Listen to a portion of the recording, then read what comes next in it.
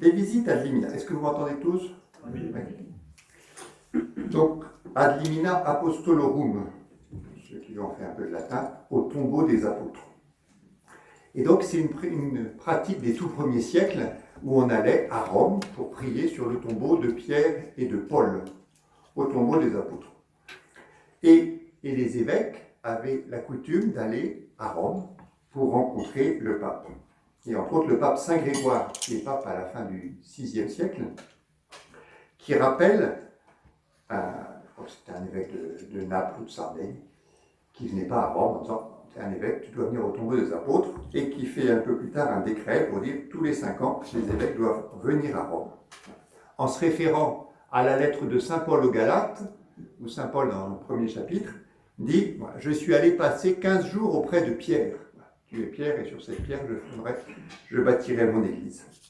Et ça va se transmettre au fil des siècles, donc avec cette tradition de visite au tombeau des apôtres. Et dans le Code de droit canon, 1983, c'est tous les 5 ans. Alors en fait là ça faisait 9 ans, c'était 2012 la précédente. Mais elle avait été fixée en 2018, 2020, et puis évidemment, il y a eu le Covid là-dessus. Cette visite est toujours précédée par la remise d'un rapport qui est assez détaillé, qui rend compte de toute la vie du diocèse, dans ses différents aspects, la réalité, ses forces, ses fragilités. Le rapport du diocèse de Saint-Étienne faisait 112 pages avec les annexes. Donc c'est du sérieux, on a sollicité différents services. Et ensuite, comme ce rapport aborde différents sujets, ces sujets sont transmis aux personnes concernées à Rome. Alors qu'est-ce qui se passe pendant cette visite? Ça dure 5 jours. Il y a 4 dimensions. La première dimension, c'est celle d'un pèlerinage au tombeau des apôtres. Et donc, tous les lundi matin, on était au tombeau à Saint-Paul, hors les murs, tombeau de Saint-Paul. Et puis, on a fait donc toutes les basiliques majeures. Et le matin, on partait de bonne heure. On partait à 7h moins le quart de la maison. Et puis, on allait dans une basilique majeure avec un temps de prière, un temps fraternel aussi. Et puis, voilà. Et l'Eucharistie. Donc, première dimension, une dimension de pèlerinage, et c'est vrai qu'il y a une vraie dimension spirituelle. Deuxième dimension, c'est la rencontre avec le pape. Alors, avant, il y avait aussi la messe avec le pape, et puis il y avait la rencontre personnelle avec le pape. Mais, vu son âge, et vu aussi le nombre de diocèses, ça s'est réduit à une rencontre commune, mais pas n'importe laquelle. Elle a duré 2h30. On est arrivé, on salue le pape, on s'installe, il s'installe, il dit j'ai 2 heures avec vous, mais s'il y a besoin de plus, je prends le temps qu'il faut, puis voilà, là il y a l'eau, vous pouvez si vous avez soif, puis là-bas il y a les toilettes s'il y a besoin. Et puis, discussion à bâton rompu. On partage nos questions, nos réactions, les questions du moment. Et à travers ces rencontres, que ce soit avec le pape ou que ce soit avec ses collaborateurs, c'est vraiment un échange en disant qu'est-ce qui se passe? Qu'est-ce qui se passe dans les diocèses? Quelles sont les questions qui se passent dans l'Église? Et donc le pape est intéressé évidemment de savoir ce qui se passe. Et puis nous aussi de dire nos questions, comment elles sont entendues, comment est-ce qu'elles résonnent dans d'autres pays, parce que la grâce de Rome, c'est que c'est les évêques du monde entier qui passent. En gros, il y a une visite par semaine. Donc il y a sur une trentaine de semaines par an. Et donc il faut... alors c'est par groupe, nous, il y avait la province de Lyon, la province de Clermont et la province de Paris. Donc on était une trentaine. Donc un beau moment d'échange personnel et puis de communion avec lui et avec toute l'Église. Donc pèlerinage, rencontre avec le pape. Troisième dimension, la rencontre des dicastères. Les dicastères, c'est tous les ministères. Voilà. Alors c'est soit des conseils pontificaux, c'est des congrégations, il y a différents titres. Mais c'est tous les collaborateurs du pape qui ont différentes missions. Et on les rencontre, alors c'est quand même assez intense. On a rencontré, en gros, il y a 5 rencontres par jour. Comme ça, notez pas, mais pour que vous ayez une petite idée. Le lundi, on a fait le dicastère pour les laïcs, la famille et la vie. Après, le dicastère du développement humain intégral. Ensuite, le conseil pontifical pour les textes législatifs, c'est comment est-ce qu'on interprète les lois. Ensuite, la signature apostolique. Alors ça, c'était pas obligatoire, je l'étais pas. Alors, le Conseil pontifical pour le dialogue interreligieux, le Conseil pontifical pour la promotion de l'unité des chrétiens, le mardi, la congrégation pour les évêques, la congrégation pour la doctrine de la foi, la congrégation pour les églises orientales, l'après-midi, la congrégation pour l'évangélisation des peuples, donc c'est les pays de mission, ça. Ensuite, le Conseil pontifical pour la culture, le mercredi, le Conseil pontifical pour la promotion de la nouvelle évangélisation, les instituts de vie religieux, la congrégation pour le clergé, le synode, le secrétaire du synode, le dicastère pour la communication. Le jeudi, c'était la rencontre avec le pape, l'après-midi, c'était les tribunaux romains, la pénitencerie apostolique. Le vendredi, congrégation pour le culte divin, congrégation pour l'éducation catholique, congrégation pour la cause des saints, commission pontificale pour la protection des mineurs et secrétairie d'État, avec la seconde section, la relation avec les États. Donc ça fait quand même pas mal de monde à voir. Et à chaque fois, ça se passe de la même manière, où il y a un évêque qui présente, à partir de... Alors ça a été pendant l'été, on a échangé beaucoup de mails avec les évêques, parce que, ben voilà, moi je présente telle chose, qu'est-ce que vous avez à dire? Donc on fait la synthèse, moi j'étais chargé de l'œcuménisme, et donc on fait la synthèse, et on présente un peu, voilà, la situation dans nos diocèses, les questions qui se posent, voilà, les défis qu'on a relevés, voilà, les interrogations, les sujets dont on voudrait parler ensemble. Et puis ensuite, eux, dans un deuxième temps, comme ils ont lu nos rapports, eh bien, ils disent ce qu'ils en ont lu, ce qu'ils ont perçu, et puis après, on part dans un dialogue, et ça dure en gros 1h30 à chaque fois. Donc, voilà, donc les rencontres avec les dicastères. Et puis la quatrième dimension, qui n'a pas été négligeable, c'est cette rencontre entre nous. C'est-à-dire, 30 évêques, on passe 5 jours ensemble. Alors, en plus, on ne s'est pas vu alors depuis longtemps. Et donc, on partage les repas, on partage la prière, on partage la vie quotidienne, et puis on s'entend les uns les autres. J'ai été aussi très éclairé. Alors, par rapport à telle situation, dans notre diocèse on fait comme ça, dans le nôtre on fait ça. Il y a des fois on se dit, tiens, Saint-Étienne on est plutôt en avance, ou d'autres fois, bon, il y a des bonnes idées à récupérer ailleurs. Et donc cet échange entre nous a été aussi très riche, et qui se poursuit à table. Vraiment un moment fraternel. Donc ces visites, c'est un temps de communion, de saisir que notre diocèse n'est pas une réalité isolée, mais qui s'inscrit dans une église universelle, dans l'église de France, voilà, et avec la diversité des diocèses, et voilà, dans l'église universelle. Et voilà, quand on pose nos questions, tiens, en Allemagne ils font comme ça, attention, aux États-Unis ils ont eu telle difficulté, en Australie ou en Afrique. Voilà, c'est cette richesse qui est vraiment la richesse de notre église. Voilà. Et globalement, on se pose un peu tous les mêmes questions. Mais on n'a pas tous les mêmes manières d'y répondre parce qu'on n'a pas tous les mêmes contextes sociaux, culturels et spirituels. Donc, un beau temps d'échange. Aussi très apprécié l'attitude en disant, ils nous disent, dites-nous vos questions et on n'a pas de réponse à donner. Et puis, mais voilà, mais qu'on puisse échanger, qu'on puisse partager. Et à un certain nombre de situations, là, il y a telle ou telle perspective qui est possible. Et puis souvent, ça se terminait, faites au mieux, quoi.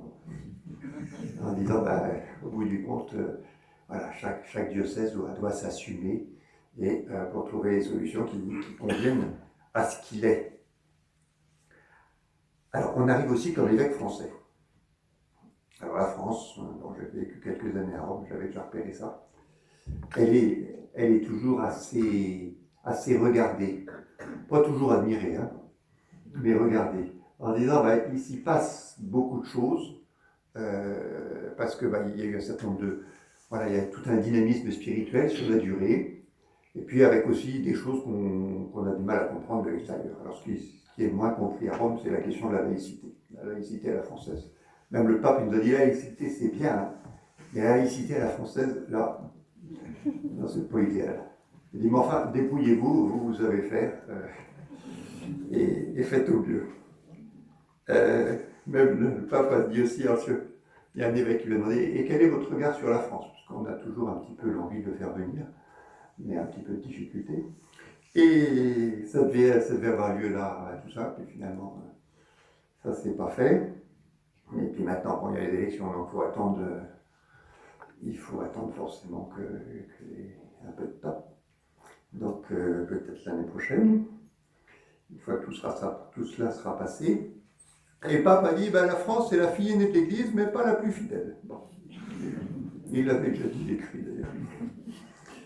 Et voilà, en disant que vous avez une créativité humaine, pastorale et spirituelle qui est riche et diverse, de Sainte Thérèse de Lisieux à Charles de Foucault, voilà.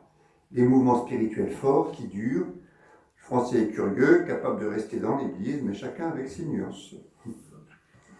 Mais effectivement, c'est vrai qu'il y a une histoire qui est riche, même par rapport à toutes les questions qui sont les nôtres aujourd'hui. Il y a un certain nombre de choix qui ont été faits en France. Il va y revenir.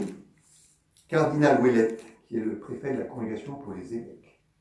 Donc, une congrégation quand même importante, qui est un des proches du pape, puisque le pape a mission de nommer les évêques. Et il dit, voilà, notre regard sur l'Église de France, elle est pauvre, mais digne et dynamique. Bon. Voilà, donc, quelques points un peu généraux. Maintenant, on a abordé un certain nombre de thématiques. Enfin, un peu toutes les thématiques quand on voit la liste déjà. Mais ce qui est assez intéressant, c'est qu'on aborde le même sujet par des biais très différents. Et donc, la doctrine de la foi, que le culte divin, voilà. Et donc à chaque fois, ça apporte une approche assez complémentaire. Donc je vais regarder quelques points avec vous, je ne vais pas tout dire, parce que 5 jours, ça ne peut pas se faire en 1 heure. Mais tout ce qui touche autour de la nouvelle évangélisation, tout ce qui touche autour du ministère des laïcs, tout ce qui touche autour des abus sexuels, quelques questions de société, et puis le motu proprio sur la question de la liturgie de Saint Pie V. Voilà. Il y a quelques thèmes que je voudrais parcourir avec vous. Le premier, celui de la nouvelle évangélisation. C'est la question qui est le plus revenue dans tous nos échanges. C'est vraiment un point qui traverse un peu toute l'Église en ce moment. Et donc ce défi d'une nouvelle annonce de la foi, et sur le fond, de continuer à déployer le Concile Vatican II. Et que l'enjeu, il est là. Le Concile Vatican II, c'est justement ce dialogue entre l'Église et le monde, et se positionner d'une manière nouvelle. Alors, ça fait 50 ans, donc on a commencé à mettre en œuvre, mais on est bien loin d'avoir fini. Et je pense que c'est vraiment ce qui me frappe, c'est cette dynamique de Vatican II qui se poursuit et qui n'est pas finie. Il y a toute une richesse qu'on n'a pas fini de déployer. Le pape François, donc je vous donne un petit peu les... Alors, en principe, quand le pape, les rencontres avec le pape, on n'enregistre pas et on ne prend pas de notes. Mais enfin bon, si on prend des petites notes, on peut quand même. Et donc j'ai pris pas mal de notes. J'étais pas loin de lui, il ne m'a pas grondé. Donc, et puis voilà, j'en fais un usage discret évidemment. D'autant plus qu'il y avait cette grâce d'une liberté de parole, donc il faut se la garder. Mais, comme vous êtes bonne avec moi, merci. Et le pape a dit, j'ai assisté à 2 conclaves. Le premier conclave pour l'élection de Benoît XVI et le deuxième conclave donc, pour son élection. Il dit, pour l'élection de Benoît XVI, donc vous savez que les conclaves, donc c'est le moment où les cardinaux se réunissent, donc là ils sont sous clé jusqu'à ce qu'ils élisent un pape, mais avant il y a une semaine où ils sont tous à Rome et où ils ont les congrégations générales, c'est-à-dire ils sont entre eux, aucun journaliste, rien, personne n'a le droit de rien dire de ce qui se passe à l'intérieur, et ils ont tous la parole les uns après les autres. Au début ils ont chacun 5 minutes, donc les 120 cardinaux, et qui disent voilà ce qu'on voit et voilà comment est-ce que je vois le nouveau pape. Voilà ce que j'attends, les défis que je vois aujourd'hui. Et puis ensuite, après, donc ça doit prendre 2-3 jours, et ensuite ils ont le temps de discuter et dialoguer entre eux. Et il dit pour le conclave de l'élection du pape Benoît XVI, donc les congrégations avant, ça a été un temps d'échange sur la vie de l'Église, ouvert et intéressant. Il dit mais pour le conclave qui m'a élu, alors c'était pas du tout la même chose. Là, les cardinaux ont dit mais on va donner la feuille de route au nouveau pape. Il dit, puis moi aussi, quand j'ai intervenu, voilà ce que devait faire le nouveau pape. Bon, après, ça a été à lui de le faire. Et il dit, l'exhortation apostolique, la joie de l'évangile, en fait, j'ai fait la synthèse de ce qu'ont dit les cardinaux. Alors, on pourrait dire que c'est programmatique, si on le veut, mais en disant, voilà, ce qui va être mon pontificat, c'est d'abord la joie de l'Évangile. Donc, le Christ, Sauveur, cette annonce de la bonne nouvelle. Par exemple, c'est la clé. Voilà. Puisque c'est la feuille de route que m'ont donné les cardinaux. Après, il y a eu tout un débat avec la Congrégation pour la doctrine de la foi, et entre autres sur cette question, il y a Jésus l'unique sauveur, qui est un point qui est rappelé avec énormément de force au Concile Vatican II, et qui est repris dans un texte qui s'appelle Dominus Jesus, qui reprend justement Jésus est l'unique sauveur.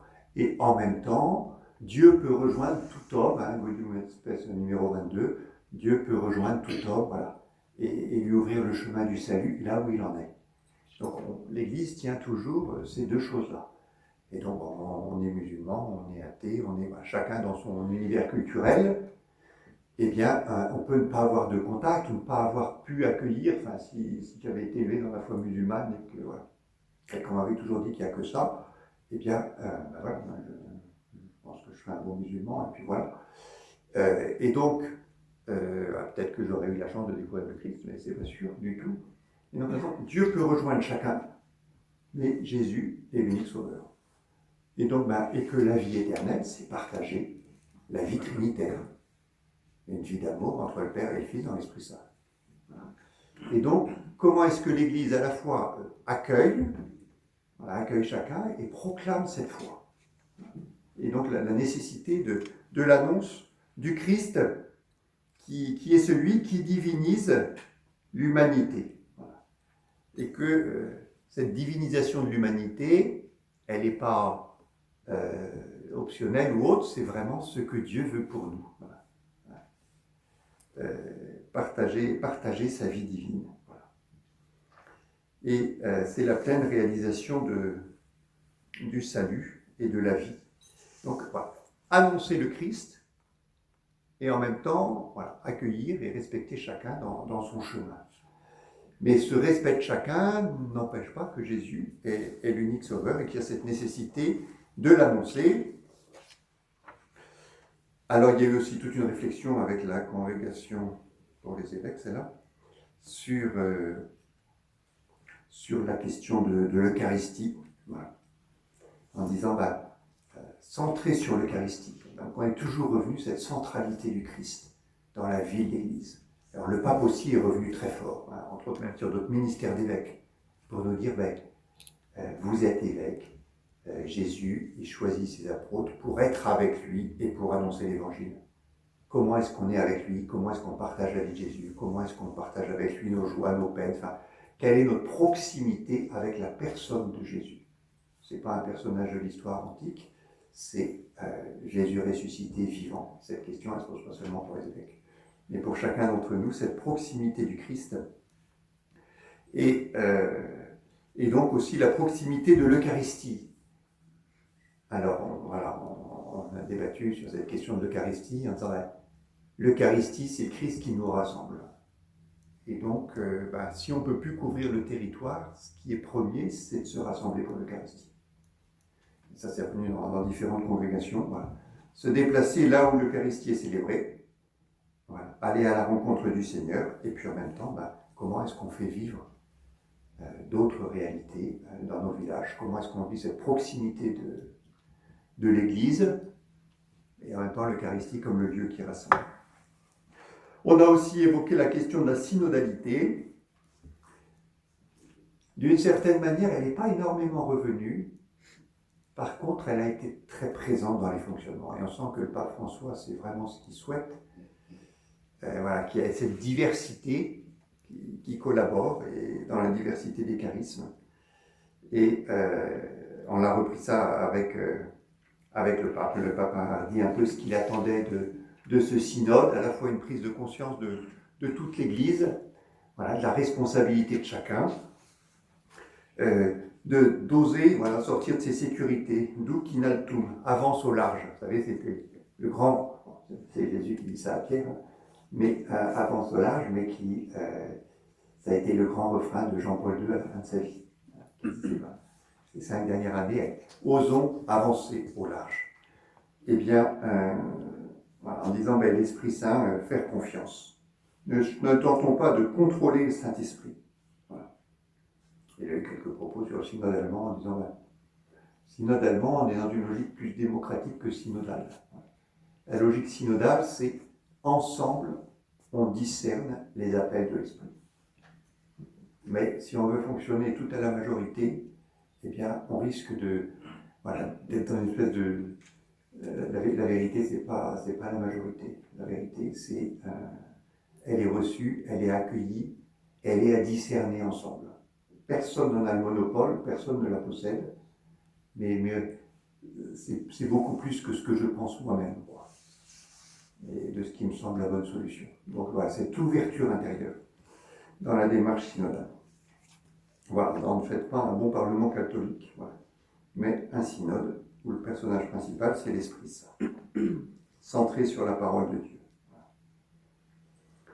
Il y a eu aussi tout un débat sur l'ordre des sacrements, la question des sacrements de l'initiation, l'ordre des sacrements, la manière de les célébrer, et entre autres, ce qui est ressorti, qui est un peu toute la dynamique de la nouvelle évangélisation, qui est dire l'enjeu, c'est pas de donner les sacrements, l'enjeu c'est de devenir chrétien, c'est de faire des disciples et des disciples qui soient missionnaires. Et entre autres, il y a toute une démarche, il y a plusieurs évêques qui ont évoqué ça dans leur diocèse, et j'ai trouvé ça très intéressant, qui consiste à dire, le sacrement n'est pas au bout de la démarche, le sacrement il est au milieu de la démarche. On avance, on se prépare, on célèbre et on continue à vivre des choses derrière. Et qu'on a peut-être trop conçu notre initiation chrétienne comme on va obtenir un premier, un deuxième et un troisième sacrement. Tu fais ta communion, tu fais ta confirmation. Et qui est beaucoup plus de dire, à la limite, les sacrements peuvent être plus jeunes et ils vont accompagner un chemin qui fait de nous des disciples. Et cela se fait dans la durée et c'est beaucoup plus large que la question des sacrements. Donc voilà, il y a eu toute une réflexion intéressante sur ce sujet. Voilà pour le premier thème. Je pourrais en dire beaucoup plus, mais le deuxième thème sur le ministère des laïcs.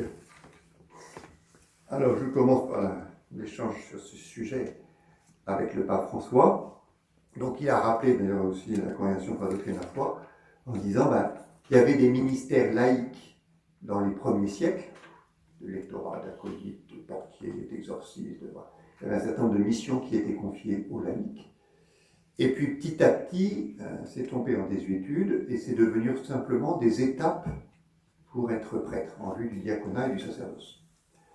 Et donc la question, elle était, donc, au moment du concile, on a reclarifié les choses en disant qu'il y a deux sacrements l'ordre, le sacrement de l'ordre est en trois. Voilà, on prend trois sacrements, le diaconat, le sacerdoce et l'épiscopat.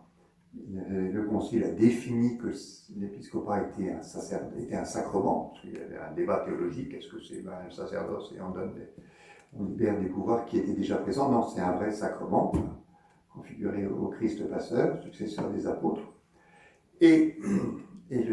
Par contre, voilà, les autres, c'était des ministères. Et il y a eu ce document de Paul VI, qui s'appelle le ministère de la Prédame, qui définit, il y a deux ministères laïques qui sont lectorat et acolytat, qu'on peut aussi donner à d'autres. Et puis ça n'avait pas marché. Ça n'avait pas marché pour plusieurs raisons. D'abord parce que ça ne concernait que les hommes, et donc c'était hommes et femmes. Donc là, il y a quelque chose qui n'était pas cohérent. Et puis, c'était donné à vie. Et donc, voilà, dans le diocèse de Beauvais, ils avaient commencé à instituer, et ça avait créé des difficultés, parce qu'après, c'était des gens qui disaient, oui, mais je le suis, donc je suis pour toujours, donc il faut me trouver quelque chose. Et puis quand ça allait plus, il fallait encore trouver quelque chose, et on était un peu en difficulté. Et donc, le pape a dit, il faut sortir ces ministères. Donc, il a commencé par dire, lectorat, acolytat, ça peut être pour hommes et femmes. Et puis, ce ministère de catéchiste. Donc, il a fait un motu proprio. Motu proprio, ça veut dire de son propre, motus et mouvement, de son propre mouvement. Le pape François, il a cette particularité qu'il a fait à peu près autant de motu proprio que tous ses prédécesseurs réunis depuis le concile. Et donc, il fonctionne beaucoup, c'est parce que c'est un jésuite. chez les jésuites, l'autorité, c'est l'autorité. Donc, le mouvement s'ouvre. Et donc, les motu proprio, c'est une décision du pape pour toute l'Église. Du pape, de son propre mouvement. Voilà, une décision. Et le pape a fait un motu proprio pour instituer le ministère de catéchiste.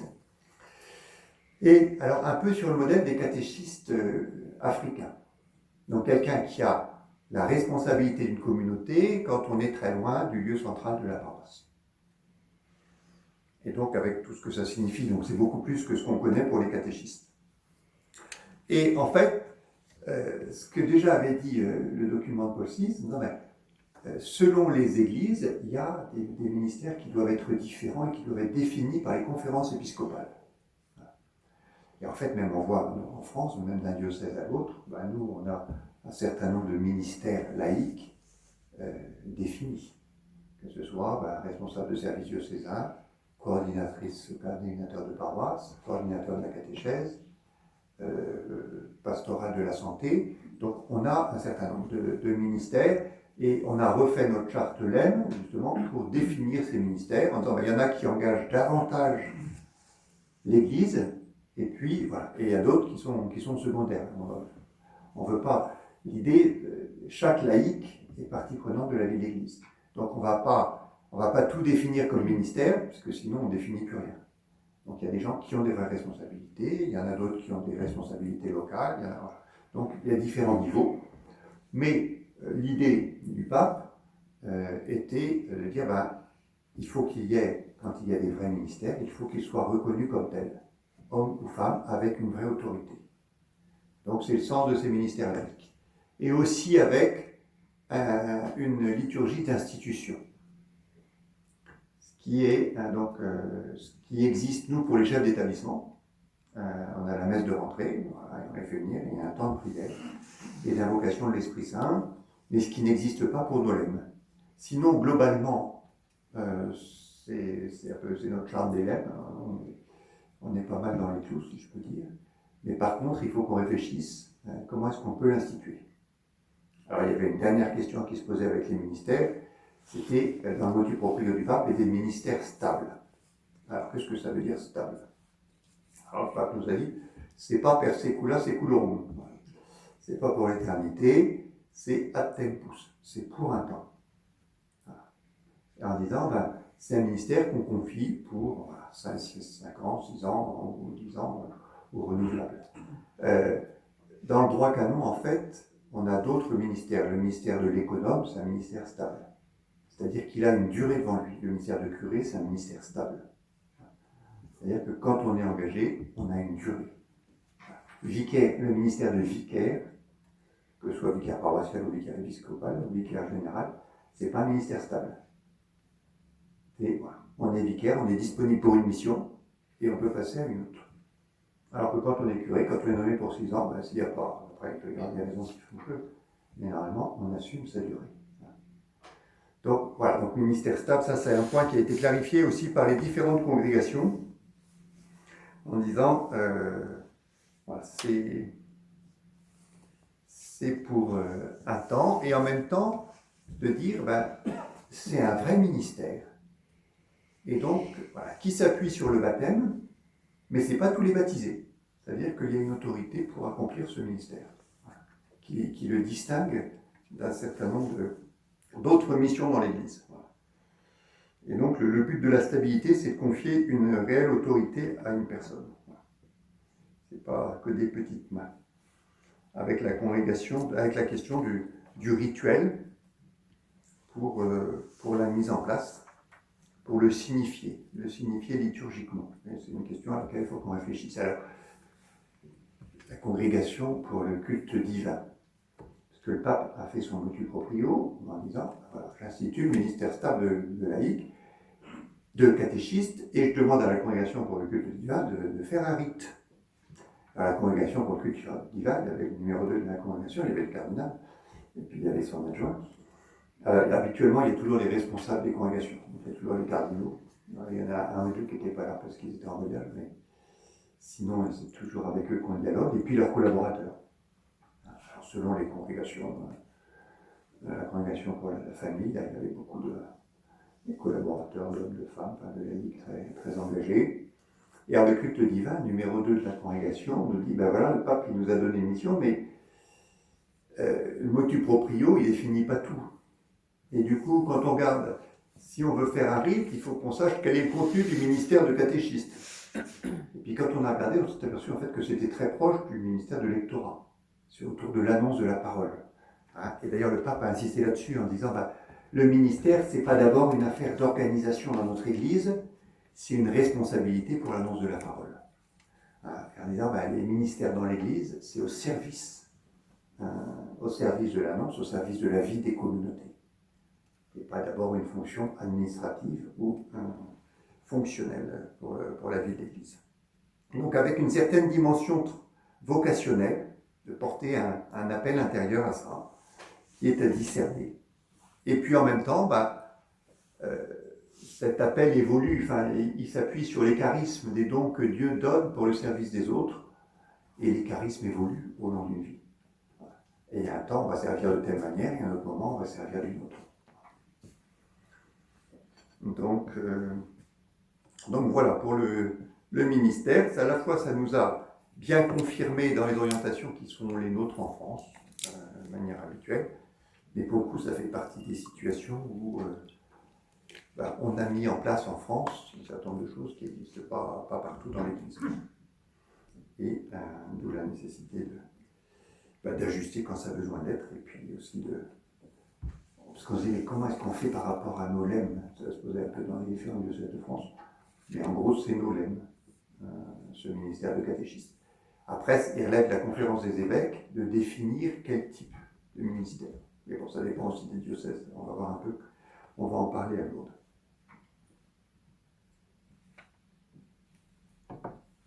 Le sujet suivant est celui de la question des abus sexuels. C'est un sujet qui est pas mal revenu, parce que, pareil, on l'a abordé avec différentes congrégations, et du coup avec différents regards, évidemment. Parce que ça fait vraiment partie des questions qui sont une forte actualité, en France en ce moment, évidemment pour nous, mais plus largement, évidemment. Le pape, qu'est-ce qu'il nous a dit? La première chose, il dit, par rapport, évidemment, il est au courant du projet de sortie du rapport d'Assiaz, en disant dire la vérité sans rien cacher. Voilà. Mais avec la prudence qui est la vertu du gouvernement, dit-il. Et en disant, en veillant au peuple de Dieu, à la fois la question du scandale, donc vérité sans scandaliser, au sens de scandale de ce qui fait tomber. Donc le pape dit, voilà, comment est-ce qu'on accompagne pour expliquer? Et en disant, et le pape a insisté en disant, c'est pas d'abord une question de sociologie ou de psychologie, d'aller jusqu'au fond des questions, et c'est d'abord une question spirituelle, ce combat spirituel entre le bien et le mal, et nos compromissions. Voilà. Et l'enjeu qui est d'abord d'ordre spirituel. Et il y a un combat spirituel qui est là, et qu'on a à mener. Bon, il a souligné aussi, le prêtre qui abuse fait une double trahison, dit-il. Voilà, celle de sa propre vocation, celle de la confiance que les parents lui ont donnée. Voilà. C'est une honte, mais aussi une grâce que l'Église ait le courage de faire la vérité, de rendre public ses péchés. Les prêtres ne sont pas des saints, ils sont pécheurs, et il y en a qui sont gravement pécheurs. Cela a commencé avec les apôtres, Pierre qui renie, Judas qui trahit, les autres qui s'enfuient. Voilà. Que celui qui n'est pas tombé remercie Dieu de l'avoir protégé. Que celui qui est debout soit attentif à ne pas tomber, dit-il. Les risques sont grands, surtout s'il manque la prière et s'il y a des fragilités psychologiques. Donc voilà, cette réflexion du pape en disant, il y a une vraie question, il faut l'aborder, et il faut l'aborder dans toute son ampleur. La doctrine de la foi sur ce sujet, eh bien, donc c'est elle qui est chargée, qui a la responsabilité de suivre ces situations, quand il y a eu abus sexuels sur mineurs. Et voilà, elle disait, en fait, maintenant on sait comment faire on sait comment réagir, on sait, voilà. Donc il y a toutes les procédures qui sont mises en place au niveau de l'Église universelle, des procédures spécifiques pour la France. Bon, c'est vrai que depuis 2016, alors il y a des choses qui sont mises en 2000, mais depuis 2016, il y a des procédures qui sont très précises, à la fois au niveau de l'Église universelle et au niveau de l'Église de France. Donc ces procédures sont là et il faut les mettre en œuvre. Bon, ça, je crois que ça se fait. Avec, entre autres, on a évoqué une question délicate qui est la présomption d'innocence. En disant, c'est pas parce qu'il y a une dénonciation qu'elle est forcément juste. Et qu'on a à avoir une vraie responsabilité parce que on peut salir la réputation de quelqu'un de manière fausse. Hein. Alors, on a eu en France ce cas dramatique d'un prêtre qui s'est suicidé, et après on a reconnu que c'était intégralement faux. Mais il n'a pas pu le porter. On a eu la situation de 2 prêtres en Espagne, où il y a une dénonciation, l'évêque est parti là-dedans, on a fait une affaire publique, le pape en a parlé à l'occasion d'une, je ne sais plus à quelle occasion, enfin le pape en a parlé publiquement aussi de ces 2 prêtres, que c'était scandaleux. Et puis en fait, quelques temps plus tard, les 2 personnes qui ont accusé se sont rétractées en disant en fait c'était faux. Et d'ailleurs le pape a dit aux prêtres, venez à Rome, venez me voir, je veux m'excuser devant vous publiquement. Voilà. Et donc on a à avoir cette prudence-là, à la fois s'il y a quelque chose qui est dit, on se doit évidemment d'en tenir compte. Donc aujourd'hui, c'est automatiquement c'est le procureur. Mais d'ailleurs, on a en France, de ce point de vue-là, un bon fonctionnement, c'est-à-dire qu'on fonctionne avec le procureur et on le dit au procureur sans prévenir le prêtre. Alors, pour 2 raisons. Il y a d'abord une raison pour permettre l'enquête, pour pas qu'il y ait destruction de preuves. Et puis la deuxième raison, et on a eu 2 cas récemment, pas dans notre diocèse, mais dans 2 diocèses de France, où en fait les accusations étaient complètement fausses, et le procureur l'a défini, et le prêtre n'a jamais été au courant. Donc, il y a ces situations-là, et puis par contre, si les accusations sont réelles, on se doit d'agir évidemment pour arrêter au plus vite. Mais ça, c'est la responsabilité du procureur, et c'est lui qui nous dit. Il faut faire comme ça, vous lui en parlez, vous le déplacez, ou pour le moment, vous ne faites rien. Parce que laissez la justice faire son enquête, et s'il est au courant de rien, ça donnera les éléments pour pouvoir agir. Donc voilà, c'est cette question, comment trouver le juste équilibre, à la fois dans la rigueur, dans la réponse, et puis en même temps, il y a un devoir de justice. Et bon, on a eu aussi un long débat avec la congrégation, avec le Conseil pontifical pour la protection des mineurs. Voilà. Donc c'est Père Zollner qui en est responsable. Voilà, qui était venu nous voir à Lourdes. Voilà, et qui vous cite après tout. Voilà. En disant voilà, j'apprécie l'engagement des évêques de France, invités à Lourdes. Voilà, j'ai trouvé votre approche très différente des autres, une approche spirituelle. Vous avez appris quelque chose de l'écoute des victimes. Et voilà, donc en disant, eux, leur fonction, c'est la prévention.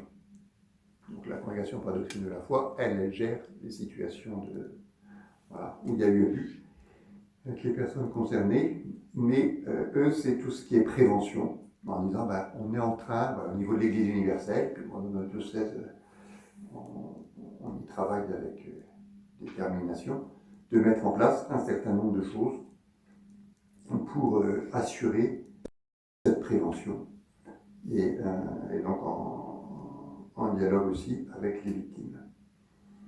Et une importance aussi de partager les informations entre diocèses, mais bon, ça, en France, ça se fait de manière évidente.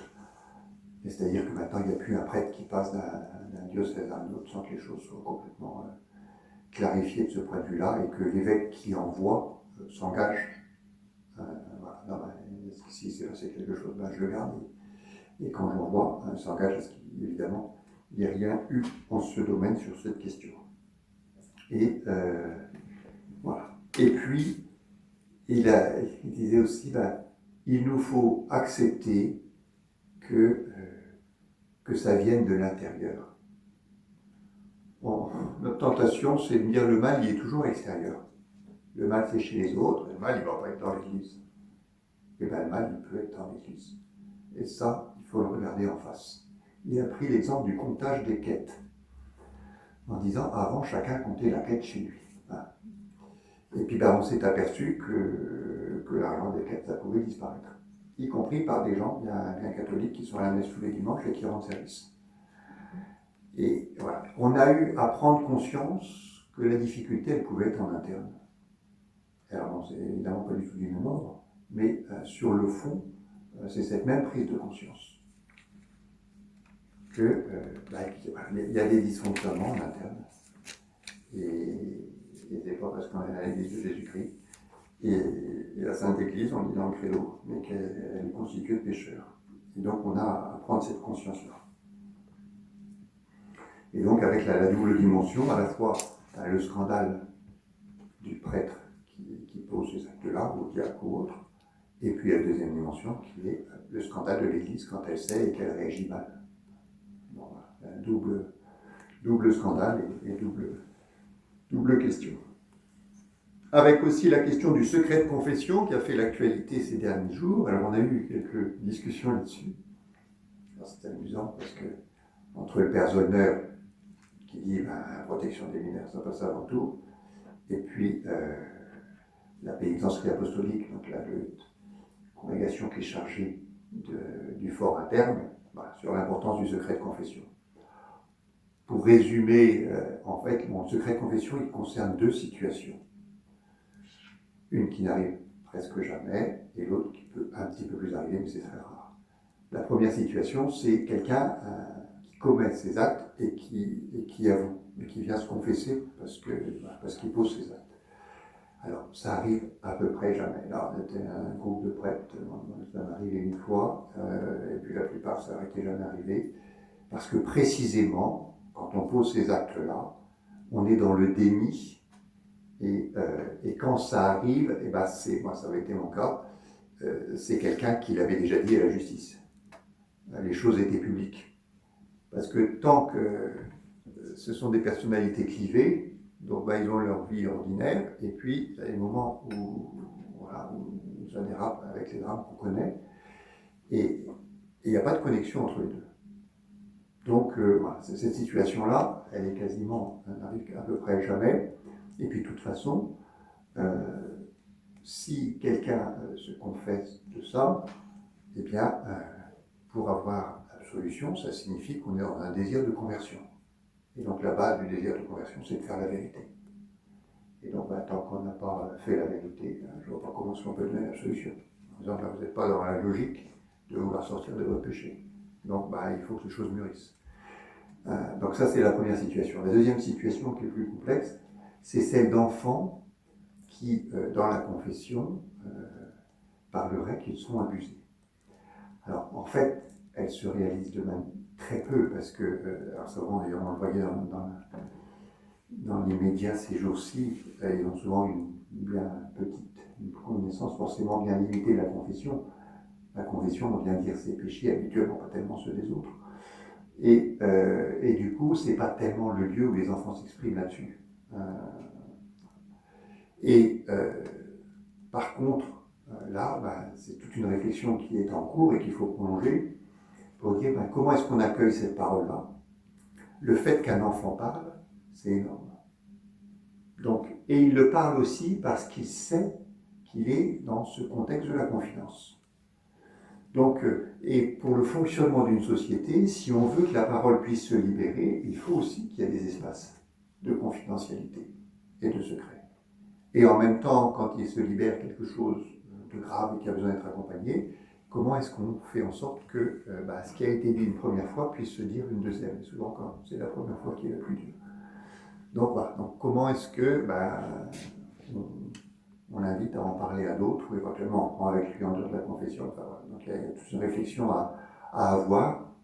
à la fois pour maintenir le secret de la confession, parce que sinon on tue la confidence et on tue la possibilité de parler. Et en même temps, quand il y a des choses qui sont importantes, pour savoir les accueillir et puis évidemment arrêter des situations dramatiques. Voilà, sur cette question-là. Après, je sors un peu sur ce débat de secret de confession, sur la question la loi, qu'est-ce qui est au-dessus de la loi. La conscience personnelle a toujours été au-dessus des lois. Dans l'Empire romain, la loi imposait de vénérer l'empereur comme divinisé et lui offrir de l'encens. La conscience des chrétiens, je ne peux pas. Et tu te mets en opposition avec la loi. Je me mets en opposition avec la loi, tu risques ta vie, je risque ma vie. Et ça a fait les martyrs. Donc, la conscience personnelle est toujours au-dessus de la loi, y compris au-dessus des lois de l'Église. Saint Thomas d'Aquin, un grand théologien, au XIIIe siècle, disait la conscience, et je l'ai relu dans le catéchisme de l'Église catholique, là, en disant chacun doit suivre sa conscience. Ultimement, chacun doit suivre sa conscience et en assumer les conséquences. Par contre, la conscience, il faut qu'elle soit éclairée et que personne n'a la science tout seul. Donc, on a besoin d'une confrontation avec les autres, on a besoin de points de repère, on a besoin d'un certain nombre de règles, mais au bout du compte, chacun doit suivre sa conscience. C'est le rapport ultime. Donc, quand j'entendais, c'était quelqu'un du gouvernement sur France Info, là, en début de semaine, dans la fin de semaine dernière, qui disait moi je suis catholique baptisé, eh bien, mais les lois et les valeurs de la République sont au-dessus de tout. C'est dramatique, parce que c'est renoncer à la liberté personnelle. Et quand on voit la manière dont changent les lois de la République, eh bien, la loi de la République, c'était les femmes ne peuvent pas voter pendant 50 ans. Et puis, la loi de la République change. Donc, elle n'est pas au-dessus de tout, puisqu'elle change. Donc, voilà. Et en même temps, il n'y a pas de vie sociale si on ne se donne pas des règles communes. Et un gouvernement, il ne sera jamais parfait, et le régime ne sera jamais idéal, il n'y a pas de régime parfait, et donc il faut aussi accepter ses limites. Mais, donc, voilà, et on est dans un pays où on roule à droite, et on roule à droite, hein, même si on a envie de rouler à gauche, c'est comme ça qu'on fait, sinon on ne peut plus circuler. Par contre, quand il y a des choses qui touchent en profondeur notre conscience, chacun garde sa liberté profonde, et c'est sa dignité de personne humaine. Et personne ne pourra jamais nous dicter de manière ultime notre manière d'agir. Voilà, cette liberté profonde. Alors, on a aussi parlé des questions de société, évidemment, beaucoup parce que, regard sur le monde entier, évidemment, quand on met ensemble tous ces sujets, la question des migrants, on a reparlé avec le pape en disant la nécessité d'accueillir, voilà, c'est l'évangile, la nécessité d'intégrer, en disant le grand enjeu c'est d'intégrer. Alors c'est un mot aujourd'hui qui peut être sujet à débat, mais sur le fond, de trouver vraiment sa place et de prendre sa place dans la société. Et puis, le pape nous a dit, et aussi, comment, jusqu'à quand, combien on peut intégrer et quand est-ce qu'on ne peut plus intégrer. Voilà. Et en disant, il faut peut-être aussi que l'Europe se donne des limites, en disant, on peut intégrer tant de personnes, mais il y a un moment, on ne peut plus. Voilà. Et en disant, le pape m'a dit, mais le risque de déstabiliser des sociétés. Et en même temps, il y a des gens qui souffrent. Comment est-ce qu'on articule les deux? Comment est-ce qu'on s'engage pour cette intégration et en même temps on laisse les choses très et très réalistes, quoi. Voilà. Mais voilà. Et le pape dit c'est difficile à faire de réaliser cette fraternité-là. On a eu aussi dans le dicaster pour le développement humain intégral tout un débat sur les droits de l'homme. Et en disant les droits de l'homme au moment de leur promulgation, c'était un socle commun sur lequel on pouvait tous s'appuyer. Et qu'aujourd'hui, les droits de l'homme, ça devient une question très délicate. Et entre autres parce qu'au point de départ, les droits de l'homme, c'est les droits que je dois respecter à l'autre. Les droits que je dois reconnaître à l'autre et que je dois respecter. Et là, les droits de l'homme, c'est devenu quels sont mes droits. Et alors, les droits, c'est devenu des droits personnels. Et alors, les droits personnels, on peut en vouloir toujours plus, alors que la dynamique profonde, c'est quels sont les droits de l'autre. Et donc là, il y a une vraie question. Et avec des oppositions. Et derrière, on a eu aussi une réflexion sur la conscience, en disant ce qui est dans le point de repère dans l'Église, c'est cette question de la loi naturelle, qui est qu'au plus profond du cœur de chacun, la loi de Dieu, c'est-à-dire la loi de l'amour, la loi du respect de l'autre, la loi de l'attention aux plus fragiles, est inscrite. Et c'est la raison pour laquelle on peut s'appuyer sur la conscience. Parce que quelqu'un qui suit sa conscience retrouvera au plus profond de son cœur la nécessité de respecter l'autre. Alors après, la loi naturelle, elle peut être obscurcie parce qu'on est dans notre colère, on est dans la vengeance, parce qu'on est dans l'ignorance, parce qu'on a été formé culturellement d'une manière qui n'est pas juste. Voilà. Et du coup, cette loi peut être obscurcie, mais fondamentalement, l'Église a toujours cette grande confiance en disant la loi est inscrite dans notre cœur. Et donc quand on dit aux gens suivez la conscience, c'est-à-dire suivez ce que vous avez de plus profond en vous, faites-vous confiance. Et si chacun suit ce qu'il a de plus profond, on va se retrouver. Parce que c'est cette même loi d'amour que Dieu a inscrite dans chacun des cœurs. Mais ça suppose aussi tout un chemin personnel et humain pour déployer cette loi. Alors il y a eu aussi des débats, la question des cyberattaques, étonné quand même. Mais ça inquiète beaucoup le développement humain intégral, en disant ça risque quand même d'être la guerre, la prochaine guerre, ou qui est déjà en route. Et que c'est une grosse question qui se pose aujourd'hui dans le monde. Si une bonne cyberattaque arrive à mettre en rade tout le système électrique français, vous voyez les conséquences, les nombres de morts que ça fera, ne serait-ce que par les hôpitaux. Et en disant, il y a de nouvelles guerres qui se préparent. Comment est-ce qu'on prévient, comment est-ce qu'on sensibilise? Alors, évidemment, c'est toutes les questions écologiques qui ont été abordées. Ils ont un groupe de jeunes économistes, de 3000 jeunes économistes du monde entier, dans 120 pays. Et donc, qui veulent donner une âme à l'économie, en disant, l'argent à tout prix, toujours plus de progrès, toujours plus de croissance, toujours plus de profit. Nous, on a envie de vivre autre chose. Alors ça, c'est un point d'ailleurs en ce moment très fort avec les jeunes qui sortent des études supérieures, en disant, rentrer dans le grand système. Il y en a beaucoup qui sont pas prêts à ça. Non, mais nous, on veut penser autrement, l'économie au service de l'homme. Donc tout un débat là-dessus. Tout un débat aussi avec le dialogue interreligieux. Comment on tient un dialogue et respect de l'identité de chacun. Voilà. Le pape François dit pour le dialogue, il y a 3 choses. Donc cette identité, la connaissance de l'autre et la sincérité dans nos intentions.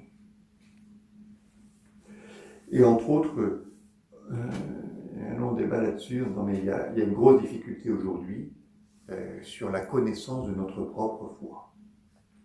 On n'est pas, il n'y a pas eu assez de catéchèse, ou la catéchèse s'est arrêtée trop tôt. Et donc on a des gens des jeunes, des adultes, qui en fait n'ont pas une vision de leur foi assez solide pour faire face à d'autres, entre autres les musulmans, où il y a une apologétique, l'apprendre à répondre aux questions des autres, qui est très développée, et qui est saine. Hein.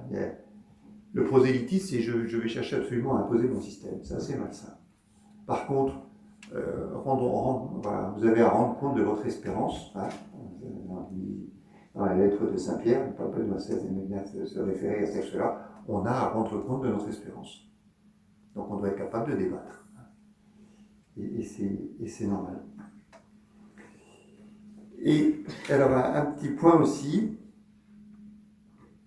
plus que de parler de minorité ou de majorité, voilà, on parle de pleine citoyenneté pour tous. Alors, ben, voilà, c'est sur ce chemin-là qu'il travaille. Entre autres par rapport aux pays musulmans. Ne cherchons pas à penser majorité ou minorité. On ne soit pas dans une logique d'opposition qui sont les plus puissants, mais donner la pleine citoyenneté à chacun. On rentre dans nos dialogues avec les pays, puisque donc il y a toute une dimension qui est internationale, donc de relations diplomatiques, et c'est un point d'attention très fort. Et puis enfin, il y a eu tout un débat sur le motu proprio, sur le traditionis custodes, sur la question de la célébration de la messe de Saint Pie V. Et l'enjeu de fond, c'est la question du Concile Vatican II. De dire il y a une dynamique du Concile. Voilà. Et on ne peut pas avoir deux églises avec ceux qui accueillent le Concile et ceux qui l'accueilleraient moins ou pas. En disant le Concile, c'est un cadeau pour toute l'Église. Et donc, voilà, il faut le vivre. Et alors ensuite, qu'on puisse avoir des possibilités pour ceux qui étaient très attachés à cette liturgie de Saint Pie V, ça peut se concevoir, mais ça relève de la concession et que, fondamentalement, qu'une liturgie dans l'Église latine, c'est la liturgie de Paul VI. Et le pape a voulu le réaffirmer avec beaucoup de force.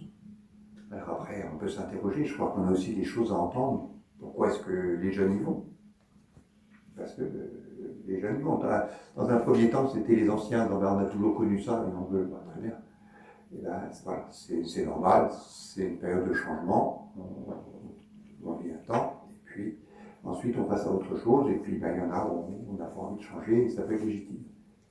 Par contre, à partir du moment où c'est les jeunes, il y a un certain nombre de jeunes qui souhaitent, ça pose d'autres questions. Donc, qu'est-ce qu'ils cherchent, qu'est-ce qu'ils attendent, qu'est-ce qu'ils ne reçoivent pas dans nos célébrations. Voilà, donc là, il y a des choses à entendre, mais fondamentalement, il n'y a qu'une liturgie, c'est celle de Paul VI, et d'une certaine manière, la messe de toujours, c'est celle de Paul VI. C'est-à-dire qu'il n'y a pas de messe de toujours, parce que la messe, elle a évolué dans sa structure au fil des siècles. Mais c'est celle de Paul VI qui reprend aujourd'hui toute cette grande tradition et qui la synthétise. Voilà, je m'arrête là pour dire que ça a été un vrai temps de grâce. On est reparti dynamisé. Jésus dit à Pierre, tu confirmeras tes frères dans la foi. Et Pierre nous a confirmés dans la foi. Vraiment, ça a été un beau moment, un moment fraternel, une belle ouverture. L'Église est belle.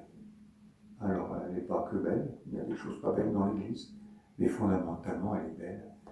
Et quand on voit à Rome, cette ouverture, ce désir de servir, alors il n'y a pas que des choses magnifiques, mais fondamentalement, il y a beaucoup de gens de qualité et des vrais et des grands serviteurs. Voilà, à commencer par le pape et puis beaucoup qui l'entourent autour. Ça fait plaisir, avec une réflexion, avec une puissance, une largeur de vue. Après, bon, il y a différents regards, on n'est pas forcément d'accord à l'aise avec tout. Voilà, c'est aussi l'intérêt de nous faire réfléchir. Et donc une église qui est vivante. Et puis, ce qui sortait, que ce soit la rencontre avec le pape comme toutes les autres, c'était, voilà, on sent qu'il faut être dans ce sens-là, maintenant, à vous de faire dans les diocèses. Et donc, c'est tous ensemble qu'on a à construire, qu'on a à faire face aux défis. Et il n'y a pas des consignes générales qui arriveraient. Non, on a tous l'Évangile, on a à le vivre, on a à s'aider à le vivre, on ne peut pas le vivre de manière isolée. Et c'est à chacun de relever les défis parce que, à la fois fondamentalement, ils sont proches, mais les conditions sont tellement différentes que les réponses vont être différentes. Voilà. Je m'arrête là pour se laisser le temps des questions, soit sur ce que je dis, soit sur d'autres points, parce que je n'ai pas tout dit.